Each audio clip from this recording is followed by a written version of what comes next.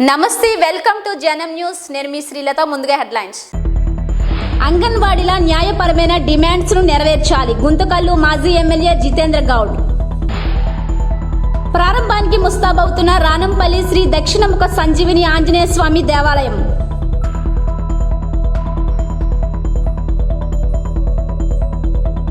రానంపల్లి గ్రామంలో double bedroom లబ్ధిదారుడు కాసుల రఘు నూతన గృహప్రవేశానికి హాజరైన బాన్సువాడ శాసనసభ్యులు పోచారం శ్రీనివాస్ రెడ్డి. బెల్లంపల్లి నియోజకవర్గం కాంగ్రెస్ ప్రభుత్వం అధికారంలోకి రావడంతో ఆటో డ్రైవర్ యూనియన్ సభ్యులు కట్ట రామ్ కుమార్ మాట్లాడారు. రాష్ట్ర ప్రభుత్వం తెచ్చిన మహాలక్ష్మి పథకం వల్ల ఆటో డ్రైవర్ల కుటుంబాలు రోడ్డున పడుతున్నాయని ఆవేదన వ్యక్తం చేశారు. ఈ పథకం వల్ల మహిళలు ఉచితంగా బస్సులో ప్రయాణం చేయడంతో ఆటోలు ఎవరూ ఎక్కడం లేదని అన్నారు. దీనివల్ల ఆటో మెయింటెనెన్స్ ఖర్చులు, నెలలా చెల్లించే ఫైనాన్షియల్ ఖర్చులు, కుటుంబ ఖర్చులు కట్టడం కష్టమవుతుందని తెలిపారు. తమను రాష్ట్ర ప్రభుత్వం గుర్తించి మహాలక్ష్మి పథకంలో మార్పులు చేయాలని, లేని పక్షంలో మాకు ఉద్యోగమైనా కల్పించాలని వారు అన్నారు. పథకం కింద ఉచిత మహిళా బస్సు అనేది ఈరోజు ప్రారంభం చేసింది. తద్వారా తెలంగాణ రాష్ట్ర వ్యాప్తంగా ఆటోనే జీవితంగా ఎంచుకొని జీవనం సాగిస్తున్న ఆటో డ్రైవర్లు ఈరోజు రోడ్డు బారిన పడ్డారు. కావున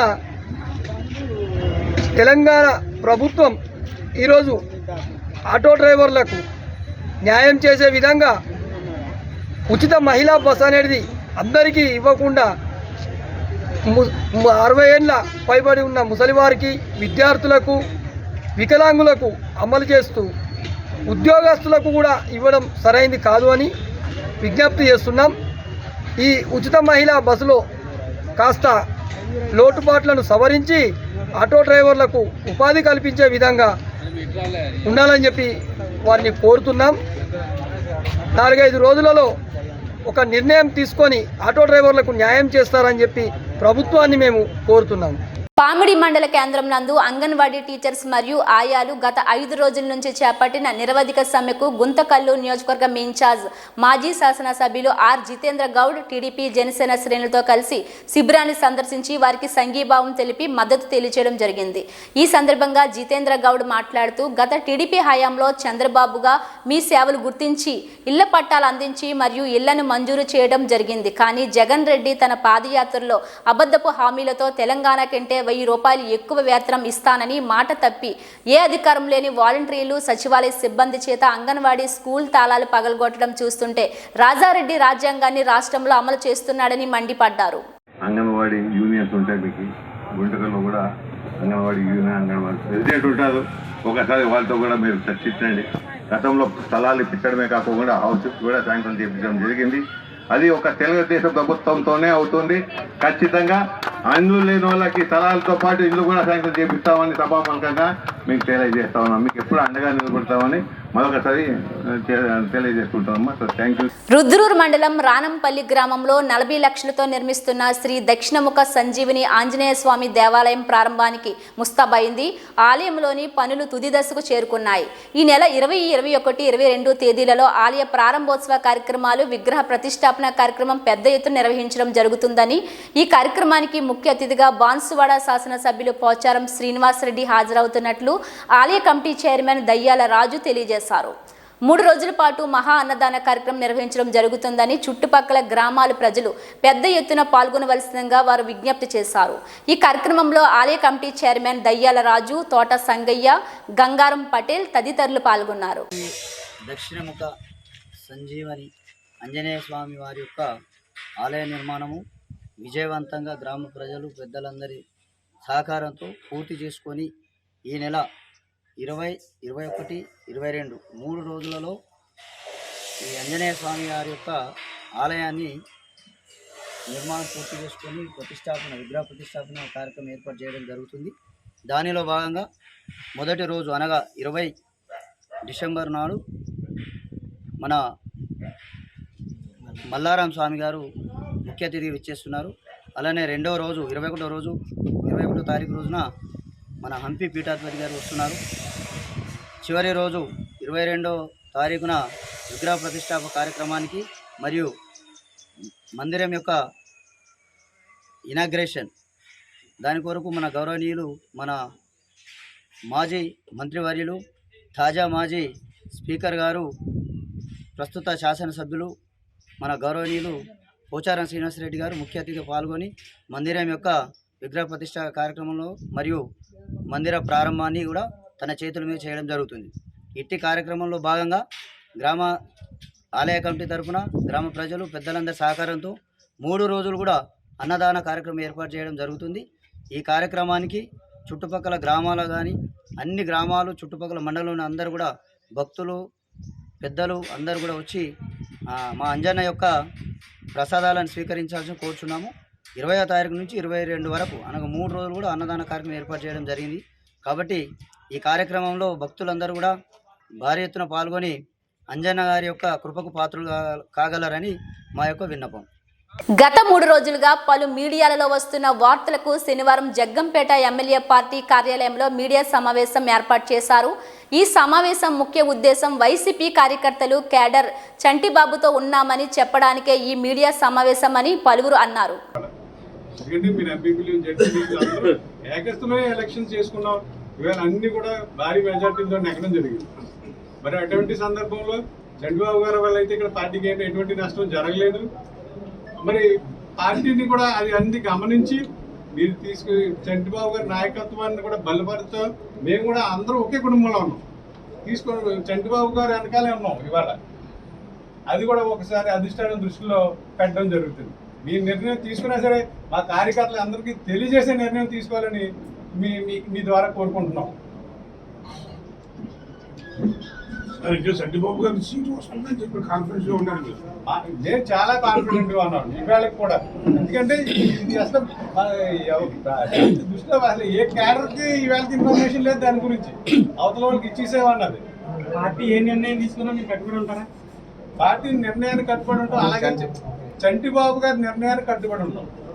పార్టీ నిర్ణయం చంటిబాబు గారు ఎందుకంటే ముఖ్యంగా ఇవాళ అందరూ ఎంపీపీలు జడ్పీటీసీలు అంటే ఆయన తీసుకున్న నిర్ణయాల వల్ల కొంతమంది ఎంపీపీలు జడ్పీటీసీలు ఆయన ఇచ్చింది కూడా నాయకత్వాన్ని బలపరచుకుంటే ఇచ్చాడు. ఆయన కూడా అధిష్టాన కార్యకర్తలకు ఇన్ఫర్మేషన్ స్థానిక సిట్టింగ్ ఎమ్మెల్యే గారితో మాట్లాడుతుంటే సిట్టింగ్ ఎమ్మెల్యే గారికి ఏమి ఇన్ఫర్మేషన్ సిట్టింగ్ ఎమ్మెల్యే గారు అన్నా సరే ఆయన నిర్ణయం చంటిబాబు గారి నిర్ణయం నేను పలానా మీరు చెప్పిన నిర్ణయం ఆయన కట్టుబడిపోయినా ఎందుకంటే కార్యకర్తగా మాకు కొన్ని అభిప్రాయాలు ఉంటాయి. ఈవేళ మొత్తం కేడర్ అంతా చంద్రబాబు గారి వెనకాల ఉన్నామని తెలియపరచడం ఆయన కార్యకర్తతో చర్చించే నిర్ణయం తీసుకుంటారు చంద్రబాబు గారు. మరి జగన్ గారు ఇన్ఛార్జీలు ఇచ్చినప్పుడు ఇన్ఛార్జీలు ఎవరైతే ఉన్నారో వాళ్ళే ఎమ్మెల్యే సీట్ అని చెప్పేసి అందరికి గతంలో చెప్పారు కదండి. మరి దాని మీద ఇన్ఛార్జీలు ఇచ్చినప్పుడు ఇన్ఛార్జ్ ఎవరైతే ఉన్నారో వాళ్ళే ఎమ్మెల్యే టికెట్ అని గతంలో చెప్పారు. మరి ఇప్పుడు ఏంటి దాని మీద అభిప్రాయం? అది మాకు అధిష్టానం నిర్ణయం తీసుకుంది. ఇప్పుడు చంటిబాబు గారు వచ్చాక మిగతా ఇప్పుడు మొత్తం జగ్గంపేట నియోజకవర్గ వైసీపీ క్యాడరు సంగారెడ్డి జిల్లా తడ్కల్ నూతన మండల కేంద్రంలోని స్థానిక జిల్లా పరిషత్ ఉన్నత పాఠశాల కేంద్ర ప్రాథమిక పాఠశాల విద్యార్థుల సంరక్షకుల సమావేశాన్ని శనివారం ప్రధాన ఉపాధ్యాయులు ఎండి రహీముద్దీన్ డి వెంకటేశం అధ్యక్షతన నిర్వహించడం జరిగింది.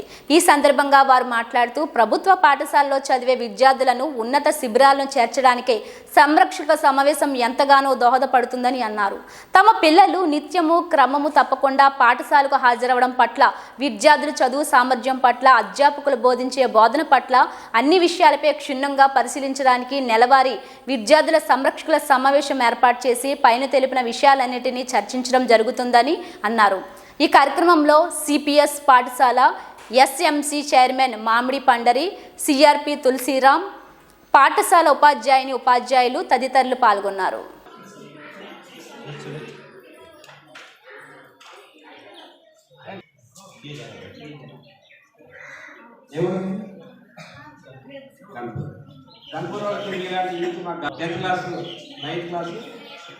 నైన్త్లో ఎక్కువ మనం స్టేజ్ మీద వచ్చి మాట్లాడే ధైర్యం తెచ్చుకోవాలి. అది నేర్పిస్తారు. రోజు రెగ్యులర్ పంపించి స్కూల్ ఎవరు बांसवाड़ा जाने के लिए हम लोग स्टेज पे जो है बुला के असेंबली में पूरे असेंबली में मॉर्निंग डेली प्रैक्टिस करा रहे हैं हम ఉంచుకోవాలి. రేపటికి ఏం చేయాలి, నైట్ ఉంచుకోవాలి. మీరు లేకపోతే వాళ్ళని ఉంచుకోవాలి. ఏమన్నా చేసి యూనిఫామ్ మెయింటైన్ చేయాలి. కొత్త విషయం చెప్తున్నా ఇక్కడ నేను ఇచ్చినట్టు ఖచ్చితంగా కంపల్సరీగా మన తల్లిదండ్రులు వాళ్ళను కన్నాం కానీ వాళ్ళపైన హక్కు ఏముంది, మనకు వాళ్ళు చదువు నేర్పే హక్కు ఉంది. వాళ్ళకి మంచి పౌరులుగా తీర్చిదిద్దే హక్కు మనకుంది.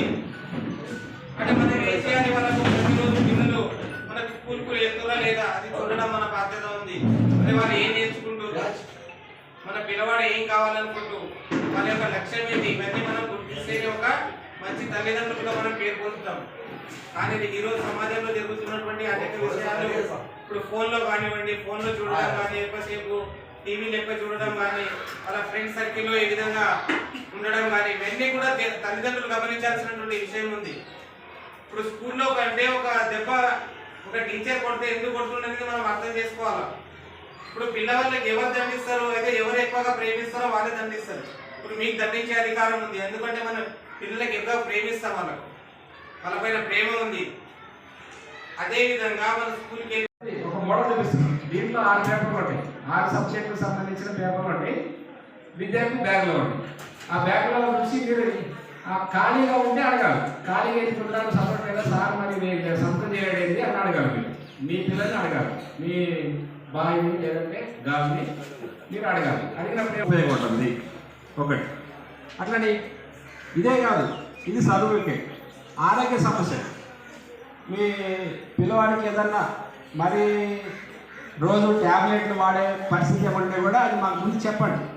మేము అందరిలాగా గదులుతాం, ఒక్కోసారి గదిలినప్పుడు వాడు టెన్షన్ పడి పడిపోవడం తినడం జరుగుతుంది. ఇంతమంది పిల్లల్లో ఎవరు అనేది తెలియదు మాకు. అందుకని అట్లాంటివి కూడా ఏమైనా ఇబ్బందులు ఉంటే ఇక్కడ చర్చిద్దాం. అందుకే మిమ్మల్ని పిలిచింది. మీ పిల్లల యొక్క పరిస్థితి ఏంటో మాకు చెప్పండి. మేము నేను అందరిలాగా ఒక్కొక్కళ్ళు పిల్లలు ఇప్పుడు ఏమవుతుంది, పెద్ద గదితేనే కింద పడిపోతుంది. అందుకని మీరు వచ్చి మాతో तीसरे हफ्ते को पेरेंट्स टीचर्स मीटिंग जो है ना कंडक्ट की जा रही है. इसका मेन मकसद क्या है बोले तो टीचर्स और पेरेंट्स के दरमियान में बच्चों का जो है ना स्टैंडर्ड कैसा है, इसके लिए जो है ना ये मीटिंग का मेन मकसद है.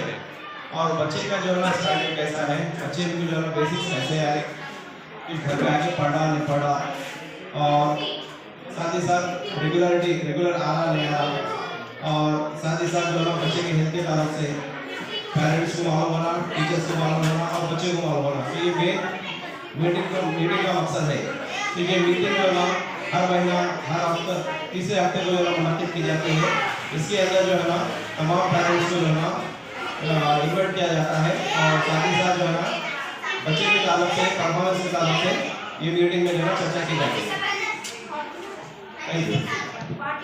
వనపర్తి జిల్లాలో Syed Mujeeb insurance corporation employees union 22వ జనరల్ కాన్ఫరెన్స్ నందు ప్రసంగించిన మాజీ మంత్రివర్యులు నిరంజన్ రెడ్డి. ఈ సందర్భంగా నిరంజన్ రెడ్డి మాట్లాడుతూ, ఎల్ఐసి పబ్లిక్ సెక్టార్ అంటే నాకు చాలా ఇష్టం.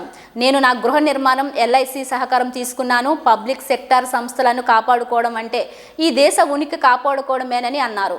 ఈ ప్రపంచంలో ఎల్ఐసి 4వ పబ్లిక్ సెక్టార్ సంస్థగా ఎదిగిందని అన్నారు. సామూహిక ప్రయోజనాలు తగ్గి వ్యక్తిగతంగా ప్రయోజనాలు పెరిగాయి. సామూహిక ప్రయోజనాల గురించి చైతన్యం తీసుకురావాల్సిందని, బాధ్యత క్రియాశీలక పాత్ర పోషిస్తున్న పబ్లిక్ సెక్టార్ బాధ్యత తీసుకురావాలని, సామూహిక ప్రయోజనాల గురించి చైతన్యం తీసుకురావాల్సిన బాధ్యత క్రియాశీలక పాత్ర పోషిస్తున్న పబ్లిక్ సెక్టార్ బాధ్యత తీసుకోవాలని అన్నారు. ఎల్ఐసి యూనియన్ బిల్డింగ్ కోసం స్థలం కేటాయించడం కోసం కృషి చేస్తానని హామీ ఇస్తున్నాను. ఈ సమావేశం మా వనపర్తిలో నిర్వహించినందుకు ధన్యవాదములు తెలిపారు. అర్థవంతమైనటువంటి చర్చలతో ఒక దిశానిర్దేశం చేస్తాయని చెప్పి వనపర్తి నుంచి వెళ్ళేటప్పుడు మీరందరూ కూడా ఉన్నదానికంటే మరింత కొత్త స్పష్టతను తీసుకొని వెళ్తారని చెప్పి నేను ఆశిస్తూ ఈ సమావేశాలు పూర్తిగా విజయవంతం కావాలని చెప్పి నేను ఆకాంక్షిస్తున్నాను. విజయవంతం కావాలనే వాళ్ళు మీ ప్రతిస్పందన తెలియజేయవచ్చు.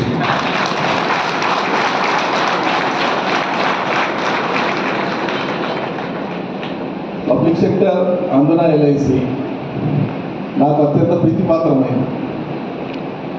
నేను ఎల్ఐసి ఉద్యోగిని కాదు, ఎల్ఐసికి ఏ రకంగా నేను ప్రత్యక్ష పరోక్ష సేవలు అందించిన వాడిని కూడా కాదు. కానీ ఎల్ఐసితో ఒక మైత్రి అనుబంధం ఉంది, ఒక సర్వీస్ రిలేషన్షిప్ ఉంది. మా ఇంటి పక్కనే, నేను అద్దెకుంటున్న ఇంటి పక్కనే ఎల్ఐసి ఆఫీస్ అప్పుడు ఆ ఎల్ఐసి నుంచే లోన్ తీసుకొని మా ఇంటి పక్కన ఉండేటువంటి మా సొంత ప్లాట్లో నేను ఇల్లు నిర్మాణం చేసిన 1994.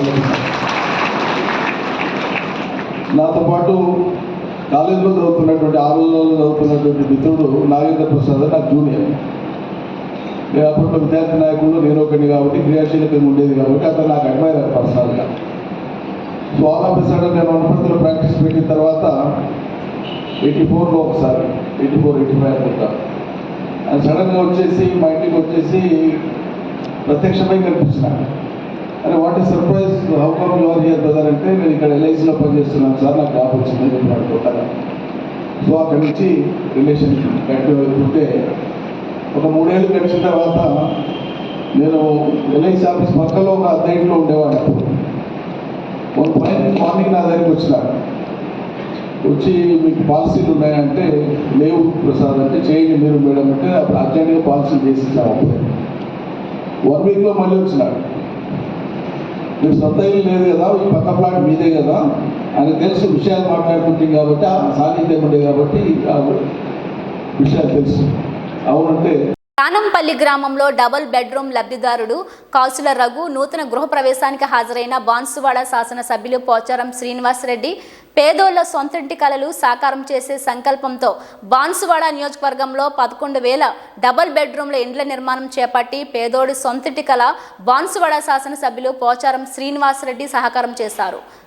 శనివారం సాయంత్రం రుద్రూరు మండలం రానంపల్లి గ్రామంలో డబుల్ బెడ్రూమ్ నిర్మించుకున్న కౌన్సిలర్ రఘు నూతన గృహప్రవేశానికి హాజరై కుటుంబ సభ్యులకు శుభాకాంక్షలు తెలియజేశారు. స్పీకర్ వెంట Banswada window chairman Yarvala Krishnareddy, BRS మండల అధ్యక్షులు పత్తి లక్ష్మణ్, ఎంపీపీ అక్కపల్లి సుజాత, నాగేందర్ తదితరులు పాల్గొన్నారు.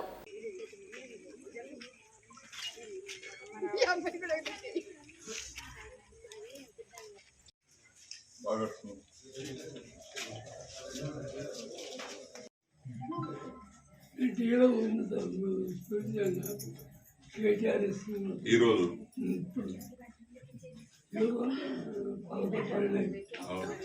ఒంటి గంటకి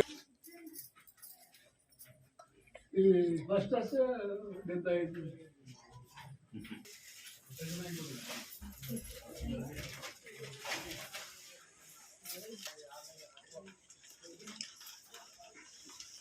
ఇవి బులెటిన్ అప్డేట్స్. మరిన్ని వార్తా విశేషాలతో మళ్ళీ కలుద్దాం. అంతవరకు సెలవు, నమస్కారం.